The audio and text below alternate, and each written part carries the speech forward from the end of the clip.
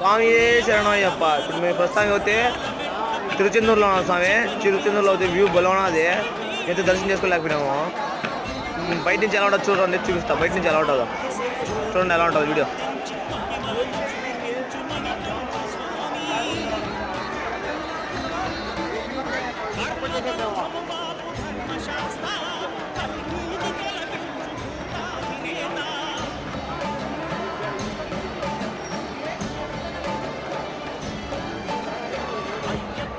ఇక్కడైతే సుబ్రహ్మణ్య స్వామి ఉంటాడు గుడిలో. అయితే నెమళ్ళు ఫుల్ ఫేమస్ ఉంటాయి. ఇప్పుడైతే పునర్నిర్మాణం చేస్తున్నారు అన్ని గుళ్ళు మొత్తం అన్నీ కొత్తగా గుళ్ళు కట్టినారు.